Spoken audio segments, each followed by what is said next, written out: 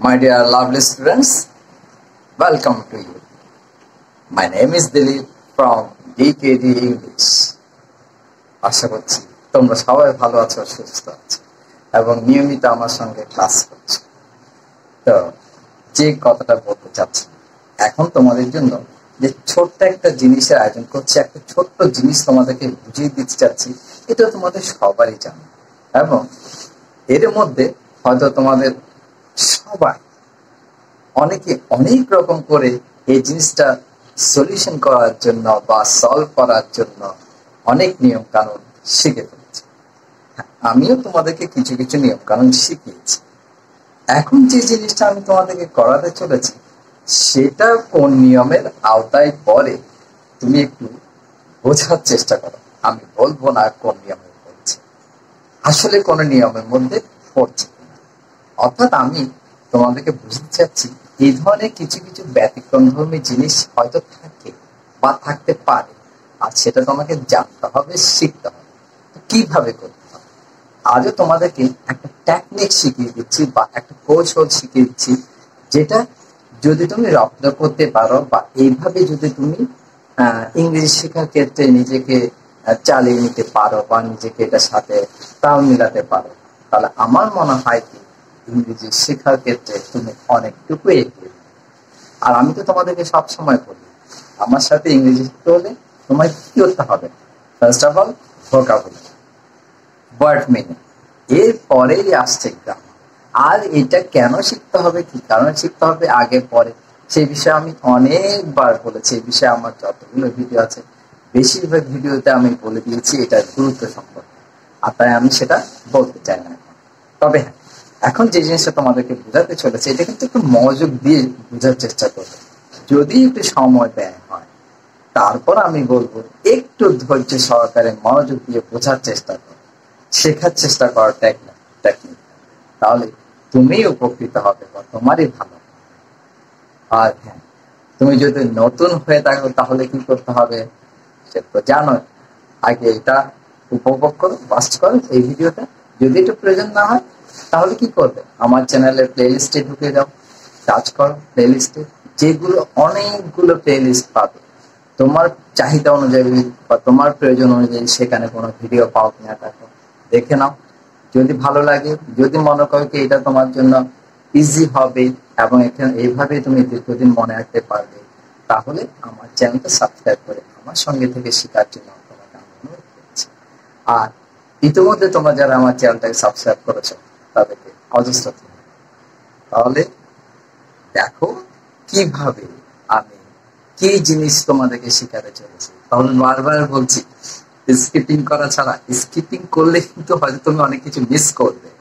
Okay, start. Rearrangement. Rearrange the following sentences to make a coherent order. Okay, আমি প্রথমে প্রশ্নটা একবার পড়ে শোনাচ্ছি, প্রথমে প্রশ্নটা নিয়ম অনুযায়ী প্রথমে একবার পড়ে নেবে, ঠিক আছে? As a result, he studied under a great thinker, Plato. He also wrote books on biology, literature, economics, and comparative politics. Plato taught Aristotle according to his own way. Aristotle was born in Greece. His father wanted him to be a physician, but he never cherished to be so. Later on, Aristotle took the pen to write on topics suitable for human civilization. He is called the father of biology because of his creativity. Politics is one of his famous books which exposes fullest development of his wisdom. He was the son of a royal physician. He wanted to be a free thinker. 10টা line দেয়া আছে, কি করতে হবে, এগুলোকে rearrange করতে হবে। তো রিঅ্যারেঞ্জ করতে হলে তাহলে কি করতে হবে? আগে তো তোমাকে এখানে যে বিশেষ ওয়ার্ডগুলো আছে, অর্থাৎ এমন কোনো ওয়ার্ড আছে কিনা যেগুলো তোমার কাছে অজানা বা তোমার কাছে নতুন। আমি একটু ভেবেছি, সাপোজ তোমার কাছে এই ধরনের শব্দগুলো হয়তো নতুন হতে পারে, vocabulary, new words and their meaning. তো কি করতে হবে? আগে সেই শব্দগুলো আন্ডারলাইন করে, অর্থাৎ যখন তুমি পড়বে, পড়ার সময় নতুন ওয়ার্ডগুলো আন্ডারলাইন করে কি করতে হবে? আগে খাতায় লিখে নিতে হবে। লিখার পর এবার যে কোনো উপায়ে হোক, অর্থাৎ বড়দের সহযোগিতা নিয়ে বা টিচারের সহযোগিতা নিয়ে অথবা ডিকশনারি দেখে এগুলো শব্দের অর্থ লিখে ফেলতে হবে। লিখে প্রথমে এগুলো মুখস্থ করে ফেলতে হবে।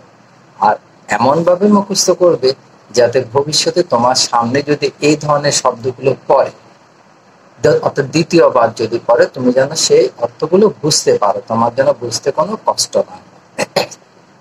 আমি ভেবেছি তোমার কাছে হয়তো এই শব্দগুলো নতুন, বা তোমাদের মধ্যে কারো কারো হয়তো লাগতে পারে, আর তাই আমি এই শব্দগুলোর মিনিং আগে এখানে লিখে রেখেছি বা লিখে দিয়েছি তোমাদের জন্য। তোমাদের যা দরকার হবে সেখান থেকে প্রথমে লিখে নিতে পারো।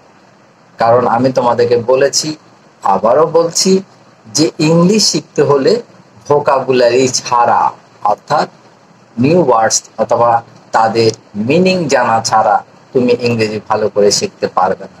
তুমি যা কিছুই করো না কেন, যত কিছুই জানো না কেন, ইংরেজি ভোকাবুলারি বা ওয়ার্ড মিনিং মাস্ট। আর যখনই ইংরেজি পড়তে যাবে, যে কোনো বিষয় হোক, নতুন শব্দগুলো তোমার সামনে আসলে ঠিক এভাবে আন্ডারলাইন করে তুমি কি করবে? খাতায় লিখে এগুলো অর্থসহ মুখস্থ করবে। পাশাপাশি খেয়াল রাখতে হবে স্পেলিং। স্পেলিং মানে হচ্ছে বানান। তুমি অর্থ শিখলে কিন্তু বানানটা যদি তুমি ভুল করো, তাহলে পরবর্তীতে বাংলা থেকে ইংলিশ লিখতে গেলে হয়তো সেই স্পেলিংটা তুমি ভুল করে বসবে। ঠিক আছে? আর তাই আমি বলছি কি, স্পেলিংও ভালো করে শিখে ফেলবে। সরি, দেখ, স্টাডি, পড়াশোনা করেছিলেন, যেহেতু এটা পাস্ট টেন্স সেহেতু পড়াশোনা করেছিলেন। থিঙ্কার, ভাবুক। বায়োলজি, জীববিদ্যা। ইকোনমিক্স, অর্থনীতি। কম্পারেটিভ পলিটিক্স, তুলনামূলক রাজনীতি। থট, ভাবতেন, এটা প্রেজেন্ট ফর্ম হচ্ছে থিঙ্ক। অ্যাকর্ডিং, অনুসারে। এক্সপোসেস, প্রকাশ করে। ফিজিশিয়ান, চিকিৎসক। এগুলো আমার মনে হয় তোমাদের সবারই জানা আছে, তারপর যদি কারো কারো জানা না থাকে, আর তাই আমি এটা লিখে রেখেছি। চেরিস্ট, লালন করতেন। টপিক্স, বিষয়। সুইটেবল, উপযুক্ত। সিভিলাইজেশন, সভ্যতা। ক্রিয়েটিভিটি, সৃজনশীলতা। ডেভেলপমেন্ট, উন্নতি, উন্নয়ন। উইজডম, বুদ্ধি। রয়্যাল, রাজকীয়। ফুলেস্ট, পরিপূর্ণ। ওকে, যখন আমাদের বা তোমার এই ধরনের শব্দগুলো শেখা হয়ে গেল, এখন তুমি আবার সেই ইংলিশ টেক্সটটা পড়ে এর বাংলা বোঝার চেষ্টা করো। বাংলা বুঝতে পারলে জিনিসটা শিখতে তোমার খুব কম সময় লাগবে, এটা দীর্ঘদিন তোমার মাথায় থাকবে, মনে থাকবে। দেখো, rearrange the following sentences to make a coherent order. একটি সুসংগত ক্রম তৈরি করে নিম্নলিখিত বাক্যগুলো পুনরায় সাজাও। পুনরায় যখন সাজাতে বলেছে, তুমি প্রথমে কি করতে হবে? এগুলো রিঅর্ডার করতে হবে। রিঅর্ডার করে সাজিয়ে তারপরে যেটা শিখতে হবে। এখন দেখো, প্রথমে লাইনে কি আছে? As a result he studied under a great thinker Plato. ফলে তিনি একজন মহান চিন্তাবিদ প্ল্যাটোর অধীনে অধ্যয়ন করেছিলেন। তাহলে এখানে প্লেটোকে সেটা নিশ্চয় বুঝতে পারছো, উনি একজন মহান চিন্তাবিদ ছিলেন, এ গ্রেট থিঙ্কার। এইরকম শব্দের অর্থগুলো একদম ভেঙে ভেঙে পড়ে শেখার চেষ্টা করবে। He also right books on biology, literature, economics and comparative politics. তিনি জীববিজ্ঞান, সাহিত্য, অর্থনীতি এবং তুলনামূলক রাজনীতির উপর বইও লিখেছিলেন। Plato thought Aristotle according to his own way. Plato অ্যারিস্টটলকে তার নিজের পদ্ধতিতে শিক্ষা দিয়েছিলেন। Aristotle was born in Greece. Aristotle গ্রিসে জন্মগ্রহণ করেছিলেন। His father wanted him to be a physician, but he never cherished to be so. তার বাবা তাকে একজন চিকিৎসক হতে চেয়েছিলেন, অর্থাৎ তিনি একজন চিকিৎসক হোক এটাই তার বাবা চেয়েছিলেন, কিন্তু তিনি কখনো এমন হতে চাননি, অথবা তিনি এমন কোনরূপ স্বপ্ন বা এমন কোনো কিছু লালন করেননি। Later on, Aristotle took the pen to write on topics suitable for human civilization. পরবর্তীতে অ্যারিস্টটল মানব সভ্যতার উপযোগী বিষয়গুলোতে লেখার জন্য কলম ধরেন। He is called the father of biology because of his creativity. সৃজনশীলতার জন্য তাকে জীববিজ্ঞানের জনক বলা হয়। Politics is one of his famous books which exposes foolish development of his wisdom. রাজনীতি তার একটি বিখ্যাত বই যা তার জ্ঞানের পূর্ণ বিকাশকে প্রকাশ করে। He was the son of a royal physician. তিনি একজন রাজকীয় চিকিৎসকের পুত্র ছিলেন। He wanted to be a free thinker. তিনি একজন মুক্ত চিন্তক বা চিন্তাবিদ হতে চেয়েছিলেন। ওকে, তাহলে এখন বিষয়টা যখন তুমি বাংলায় বুঝে নিলে, রিঅ্যারেঞ্জ করা বা ওইগুলোকে কি ক্রম অনুযায়ী সাজানো তোমার পক্ষে কঠিন হবে বলে আমার মনে হয় না। তবে হ্যাঁ, এখানেও একটা কথা আছে, এই যে যার সম্বন্ধে এই রিঅ্যারেঞ্জটা তুমি করছো, এটা নিশ্চয় বুঝতে পারছো কোনো একজনের জীবন কাহিনী থেকে নেওয়া হয়েছে, এবং তিনি হচ্ছেন কে? অ্যারিস্টটল। ঠিক আছে, অ্যারিস্টটল সম্পর্কে তোমাকে আগে থেকে কিছুটা হয়তো জানতে হবে। না জানলে তুমি আন্তাজে কিভাবে লিখবে? হয়তো আন্তাজে একটার পর একটা সাজিয়ে দিলে হয়তো এখানে দুই একটা বা তিনটা চারটা হয়ে গেল, তার মানে এই নয় যে তোমার এটা পুরো শেখা হয়ে গেল, তুমি জানো। সুতরাং আগে তার সম্পর্কে জানতে হবে। জানতে হলে কি করতে হবে? তোমাকে ভালো করে পড়তে হবে। বিভিন্ন বই যখন যেটা পড়বে, যে ধরনের গল্প পড়বে, সেটা মনোযোগ দিয়ে পড়বে, যাতে করে পরবর্তীতে এটা কাজে লাগে। এখন দেখো রিঅ্যারেঞ্জ অর্ডারটা কিভাবে আসছে। আমি এখান থেকে পড়ার পর রিঅ্যারেঞ্জ অর্ডারটা যেভাবে পেয়েছি, নাম্বার 1 পেয়েছি 4, 2 পেয়েছি 9, 3, 5, 4, 10, 5, 1, 6, 3, 7, 6, 8, 8, 9, 2, 10, 7 এভাবে পেয়েছি। তো পেলে তো হলো না, আসলে সাজিয়ে তো দেখতে হবে যে আসলে জিনিসটা প্রাসঙ্গিক হয়েছে কিনা, সাজানোটা প্রাসঙ্গিক হয়েছে কিনা, বা পুরোপুরি মিল আছে কিনা। আর তাই আমি কি করেছি দেখো, ঠিক লাইন যেভাবে সাজিয়েছি, এখানে বলেছি কি প্রথমে আসবে নাম্বার 4, তাই আমি নাম্বার 4 কে এখানে নিয়ে এসেছি। Aristotle was born in Greece. Aristotle গ্রিসে জন্মগ্রহণ করেছিলেন। 9, he was the son of a royal physician. তিনি একজন রাজকীয় চিকিৎসকের পুত্র ছিলেন। 5, অর্থাৎ নাম্বার 3 হচ্ছে 5, his father wanted him to be a physician, but he never cherished to be so. তার বাবা তাকে একজন চিকিৎসক হতে চেয়েছিলেন, কিন্তু তিনি কখনো এমনটি চাননি বা লালন করেননি। He wanted to be a free thinker. তিনি একজন মুক্ত চিন্তক হতে চেয়েছিলেন। As a result, ফলে he studied under a great thinker Plato. তাই তিনি কি করেছিলেন? ফলে তিনি মহান চিন্তাবিদ প্লাটোর অধীনে অধ্যয়ন করেছিলেন। Plato thought Aristotle according to his own way. Plato অ্যারিস্টটলকে তার নিজস্ব পদ্ধতিতে শিক্ষা দিয়েছিলেন।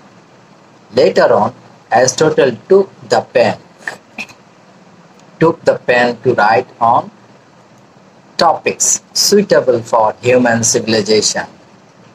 পরবর্তীতে অ্যারিস্টটল মানব সভ্যতার উপযোগী বিষয়গুলোতে লেখার জন্য কলম ধরেন। Politics is one of his famous books, which exposes fullest development of his wisdom. রাজনীতি তার একটি বিখ্যাত বই, যা তার জ্ঞানের পূর্ণ বিকাশকে প্রকাশ করে। He also wrote books on biology, literature, economics, and comparative politics.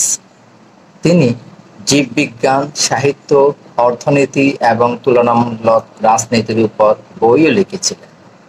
He is called the father of biology because of his creativity.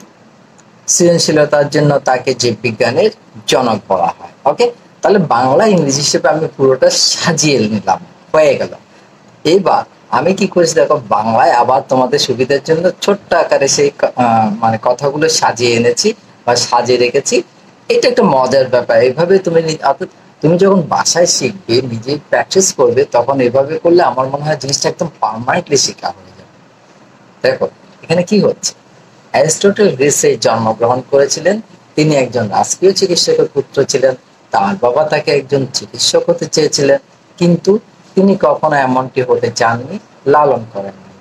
তিনি একজন মুক্ত চিন্তক বা চিন্তাবিদ হতে চেয়েছিলেন। ফলে তিনি একজন মহান চিন্তাবিদ প্লেটোর অধীনে অধ্যয়ন করেছিলেন। প্লেটো অ্যারিস্টটলকে তার নিজস্ব পদ্ধতিতে শিক্ষা দিয়েছিলেন। পরবর্তীতে অ্যারিস্টটল মানব সভ্যতার উপযোগী বিষয়গুলোতে লেখার জন্য কলম ধরেন। রাজনীতি তার একটি বিখ্যাত বই, যা তার জ্ঞানের পূর্ণ বিকাশকে প্রকাশ করে। তিনি জীববিজ্ঞান, সাহিত্য, অর্থনীতি এবং তুলনামূলক রাজনীতির উপর বইও লিখেছিলেন। সৃজনশীলতার জন্য তাকে জীববিজ্ঞানের জনক বলা হয়। ওকে, তাহলে দেখো এখান থেকে বোঝা যাচ্ছে আমার সাজানোগুলো বা তোমার সাজানোগুলো ঠিক আছে, জিনিসটা অ্যাপ্রোপ্রিয়েটলি সাজানো হয়েছে। অর্থাৎ প্রত্যেকটা সেন্টেন্স একটার পর একটা এমন ভাবে সাজানো হচ্ছে যে এটা প্রাসঙ্গিক এবং পুরোপুরি কি ক্লিয়ার বলে আমার মনে হচ্ছে। তারপরে কি করেছি দেখো, পুরো জিনিসটাকে আবার আমি ইংরেজিতে সাজিয়ে দিচ্ছি, যাতে করে তোমার ইংরেজি পড়তে আর কোনো সমস্যা না হয়। এবার তুমি কি করবে, তুমি দেখো English to Bengali, Bengali to English, English word meaning সবগুলো সাজিয়ে জিনিসটাকে এমন ভাবে রপ্ত করো যাতে করে হবে কি, এখানে সেন্টেন্স গুলো তুমি যদি কোনো স্পোকেন ইংলিশে বা অন্য কোনো সাবজেক্টের অন্য কোথাও ট্রান্সফার করতে পারো, হয়তো একই ধরনের লাইন ওখানে ট্রান্সফার করা যাচ্ছে, বা একটু এডিট করে কোনো একটা জিনিস নাউন বা প্রোনাউন সেট করে অন্য জায়গায় লেখা যাচ্ছে, সেটা প্র্যাকটিস করো। যেমন এখানে যেমন লিখেছে দেখো, he was the son of a royal physician. তো তুমি এখানে হয়তো লিখতে পারো he was the son of a farmer, অথবা I am a son of a farmer, এভাবে হতে পারে। He is the son of a engineer. তারপর his father wanted him to be a physician. তো যেমন my father wanted me to be a doctor. এইভাবে তুমি সাজাতে পারো। এইভাবে সাজালে, প্র্যাকটিস করলে জিনিসটা তোমার কাছে অনেক ভালোভাবে শেখা হবে এবং ইংরেজি শিক্ষায় তুমি অনেকটুকু এগিয়ে যাবে, এটা আমার আত্মবিশ্বাস। তো এভাবে কি করো, শেখো আর কি পার্মানেন্টলি মনে রাখার শেখার চেষ্টা করো। ওকে, তো thank you very much for watching the video.